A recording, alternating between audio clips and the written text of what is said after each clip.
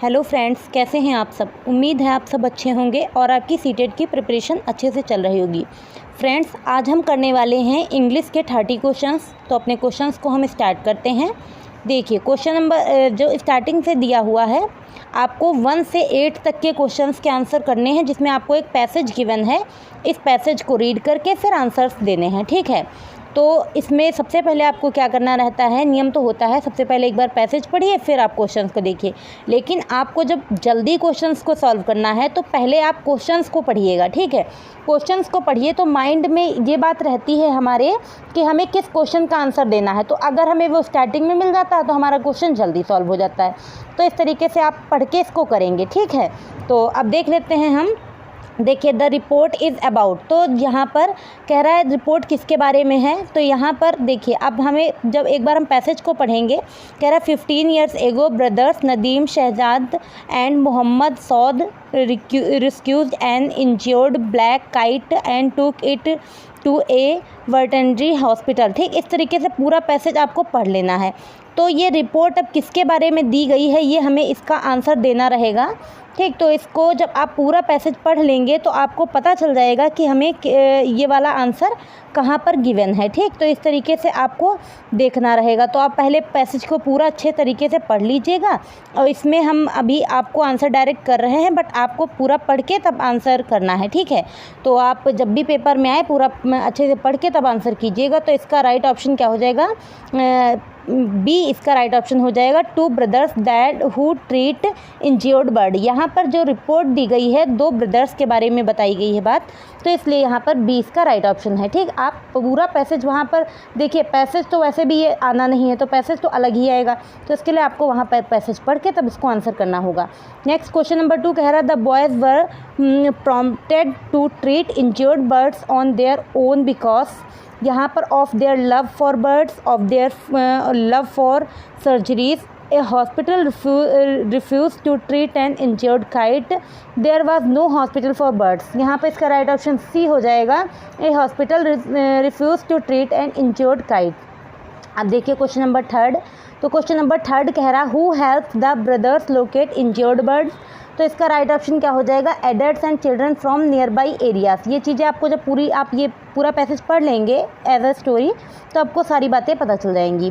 What does the term meagre facilities refer to. इसका means होता है पुअर क्वालिटी फैसिलिटीज़, यानी 20 का राइट ऑप्शन हो जाएगा। अब क्वेश्चन नंबर 5 कह रहा है which one of the following words is opposite in meaning to the word endangered as used in the passage. तो पैसेज में जो ये वर्ड यूज़ हुआ है इंटेंगर्ड, इसका हमें बताना है अपोजिट, ठीक। तो इसका अपोजिट होता है रिलीज्ड। तो यहाँ पर क्या हो जाएगा, इसका राइट ऑप्शन सी हो जाएगा। क्वेश्चन नंबर हम 6 देखते हैं। What makes Nadeem and Mohammad special in Delhi. तो यहाँ पर इसका राइट ऑप्शन हो जाएगा they are only people who stitch back torn wings, यानी 20 का राइट ऑप्शन हो जाएगा। अब अगला क्वेश्चन नंबर 7 कह रहा है read the following statements. Statement 1 बोल रहा है Nadeem and Mohammad set up an operation theatre in their bedroom. Option number B कह रहा है the veterinary hospital treated the birds of prey successfully. तो इसका राइट ऑप्शन हो जाएगा A is true and B is false. तो यहाँ पर A is true B is false, ये आप जब पढ़ेंगे तो आपको पता रहेगा क्या रहेगा। क्वेश्चन नंबर 8 बोल रहा है we have taught ourselves to treat fairly complicated injuries. तो यहाँ पर कह रहा है जो अंडरलाइन दिया गया है, ये अंडरलाइन पार्ट है, इसमें आपको क्लॉज बतानी है। तो यहाँ पर इसकी जो क्लॉज होगी वो हो जाएगी नाउन क्लॉज, यानी 20 का राइट ऑप्शन हो जाएगा। अब देखिए फिर से एक पैसेज गिवन है जिसमें आपको 9 से 15 तक के आंसर्स करने हैं। तो इसको भी आपको सेम वही वे में करना है, पहले पढ़ लेना है पैसेज को और फिर आपको बताना है आंसर। तो आप पैसेज पढ़े होंगे तो आपको आंसर पता रहेंगे, ठीक है।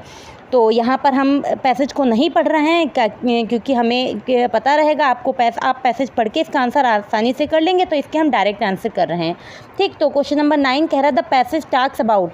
पैसेज किसके बारे में बात कर रहा है, तो इसका राइट ऑप्शन क्या है देख लेते हैं। इसका राइट ऑप्शन बी है, देखते हैं क्या है, क्योंकि हमने पैसेज पढ़ा नहीं है।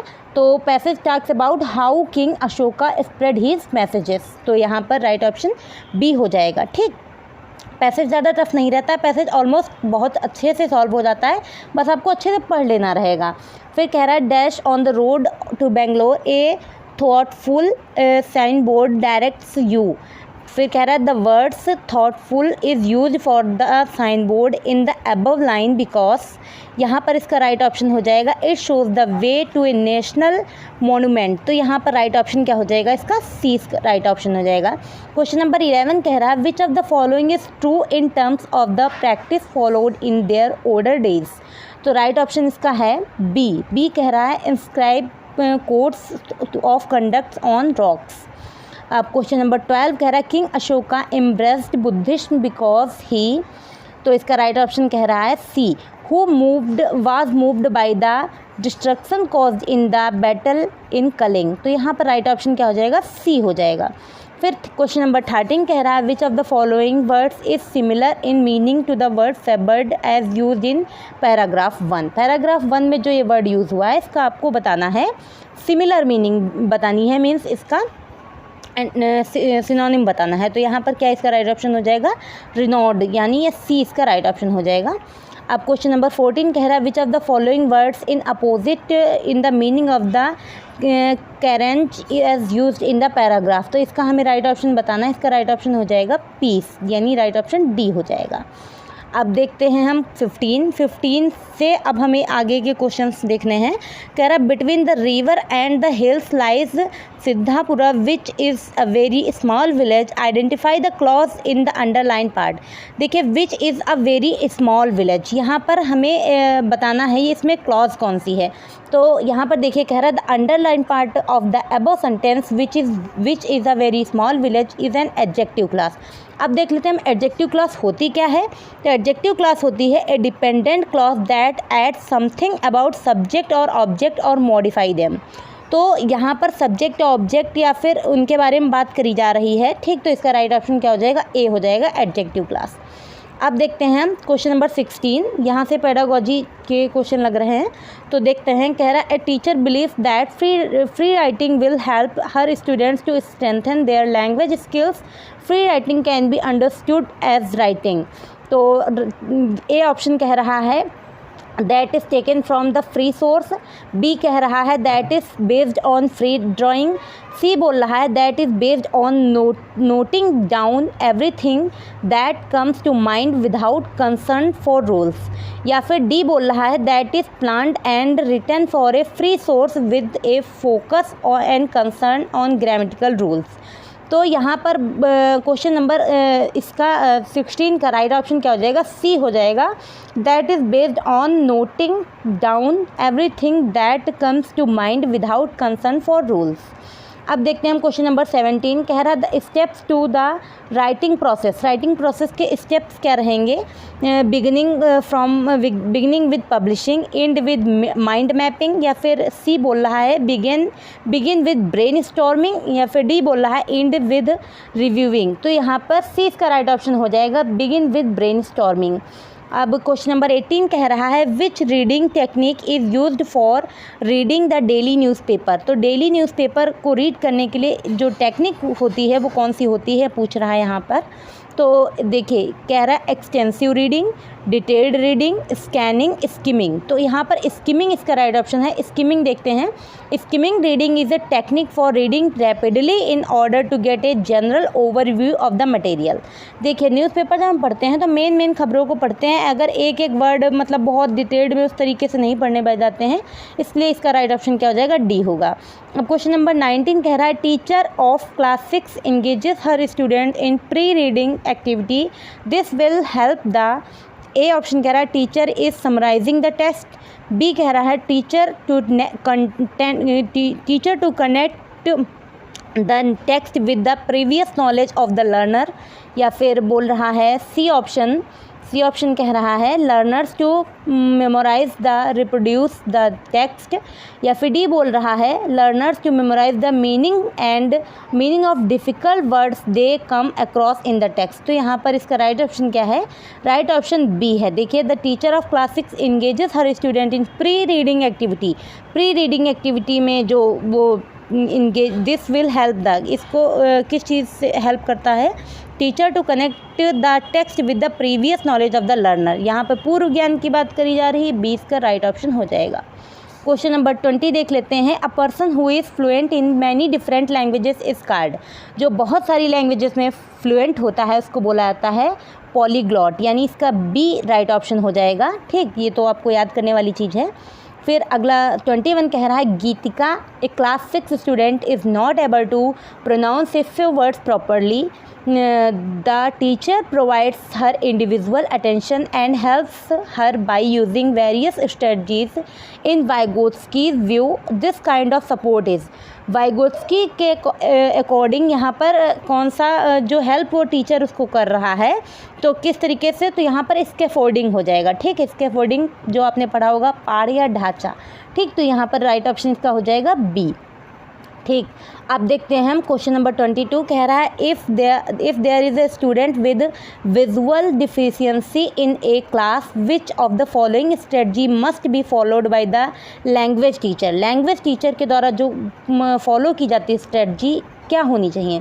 कह रहा है इन्फॉर्मिंग द अथॉरिटीज़ और arranging special teacher for her, treating her normally and providing support through audio material, ignoring her and focusing on their other students, excusing her for performing lower than other। तो यहाँ पर देखिए B right option होगा, treating her normally and providing support through audio material, यानी B right option हो जाएगा।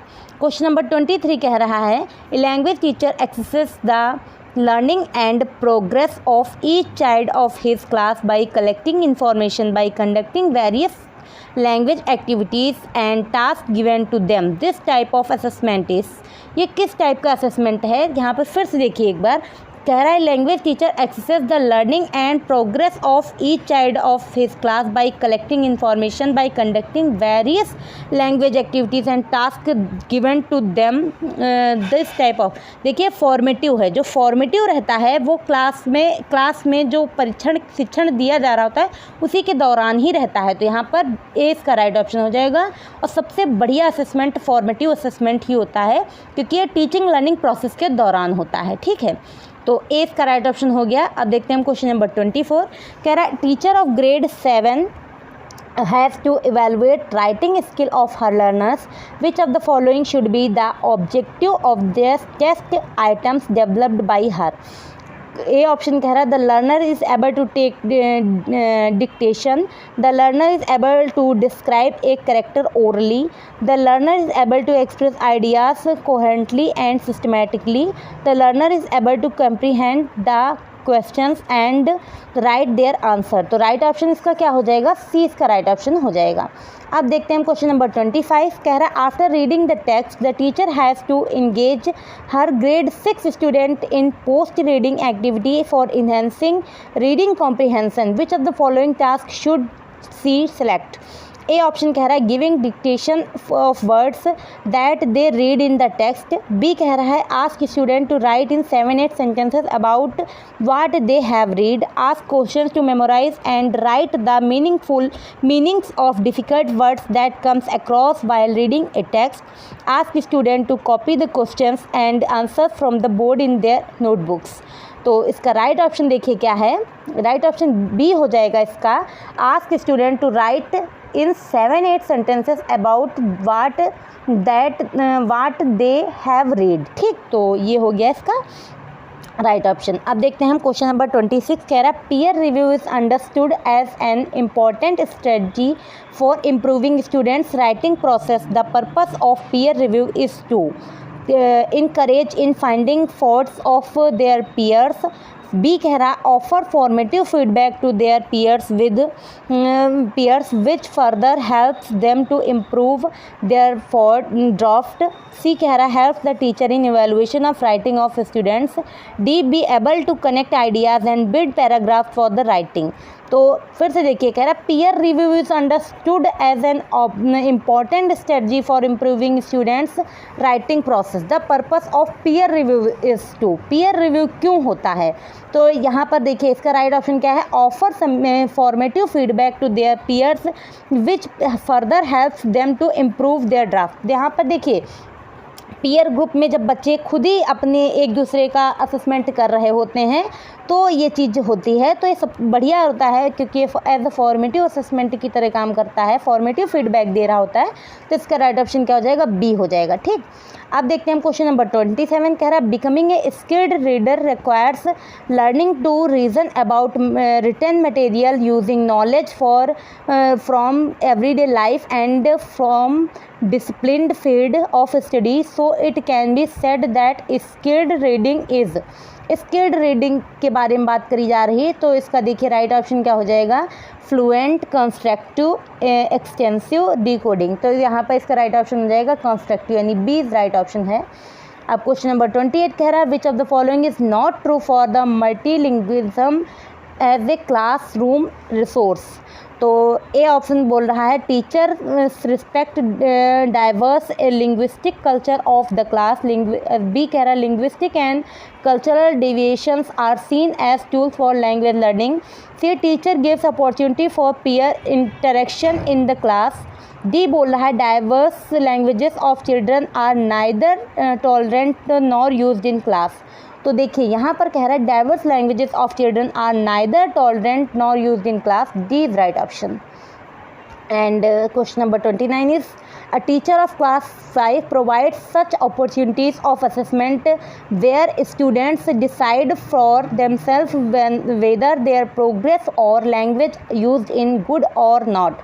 This type of assessment is referred to as। ये किस टाइप का असेसमेंट रहेगा, तो देखिए कह रहा है teacher of class 5 provide such opportunities assessment where students decide for themselves whether their progress और लैंग्वेज यूज इन गुड और नॉट। वो खुद से असेसमेंट कर रहे हैं, यानी यहाँ पर क्या हो जाएगा, सेल्फ असेसमेंट की बात करी जा रही है, means D is right option.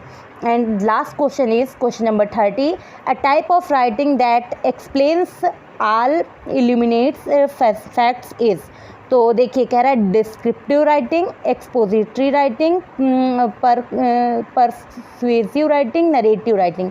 यहाँ पर देखिए इसका राइट ऑप्शन क्या हो जाएगा, बी हो जाएगा, expository writing means B is right option. तो इस तरीके से हमने आज के 30 क्वेश्चंस को बहुत अच्छे से कंप्लीट कर लिया है।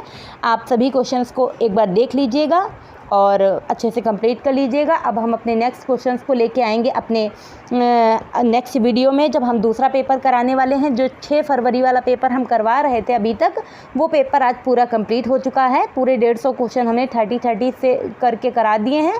तो आप सभी वीडियोस को हमारे चैनल पर प्लेलिस्ट बनी हुई है सीटेट प्रिपरेशन के नाम से, उस पर जाकर आप देख सकते हैं। सभी वीडियोस को देख के अच्छे से कंप्लीट कर लीजिएगा। और आपको अगर हमारी वीडियोस अच्छी लग रही हैं तो प्लीज़ हमारी वीडियोस को शेयर कर दीजिएगा, लाइक शेयर एंड कमेंट कीजिएगा। और अगर कोई सजेशन हो तो प्लीज़ वो भी दीजिएगा, जिससे हम अपनी वीडियोस में वो काम भी करने की पूरी कोशिश करेंगे। Thank you.